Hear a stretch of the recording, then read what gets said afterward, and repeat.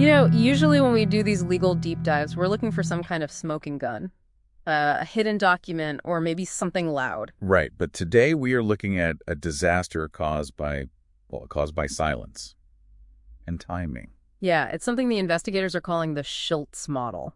We've got this source report titled Docket Investigation Strategy, Rosenblit Cases.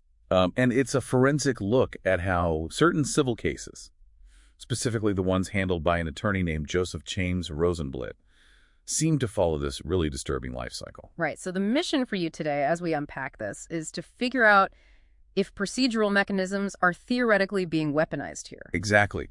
Like, are plaintiffs just having bad luck, or is there a pattern of strategic abandonment going on? Let's get right into the blueprint of this. It starts with the Teri Schilz versus Universal Properties case. Which was a slip-and-fall case. It got completely dismissed in 2019. It was totally dead. But then in 2020, Rosenblit enters the picture as counsel and actually files a motion to bring it back to life. He does.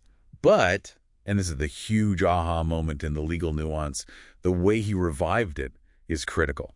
Right, because there are two ways to bring a case back. Right. If the attorney files an affidavit of fault saying, hey, I made a mistake, this was my fault, the court absolutely must grant relief. It's mandatory. It's like a get-out-of-jail-free card, but the lawyer has to actually fall on their sword. Exactly. But Rosenblit didn't do that. He filed for relief based on the client's excusable neglect instead. Citing her health issues, right? Yes, and that makes the relief discretionary, meaning the judge does not have to say yes.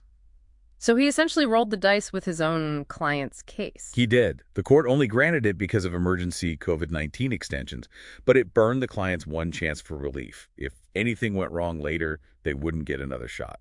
And looking at the timeline, things went wrong pretty fast. Rosenblit withdraws from the case in November 2021. And then exactly 3 months later, the defense files a motion for summary judgment, or an MSJ. That's the terminal motion, the we win right now motion. Right. And the trap is sprung. Schilz was left representing herself to face this terminal motion, which she obviously failed to oppose because she's unrepresented and the case was terminated. Now, the technicality they used to win that MSJ was the trivial defect doctrine. I was reading this part of the source material, and the measurements are just tiny.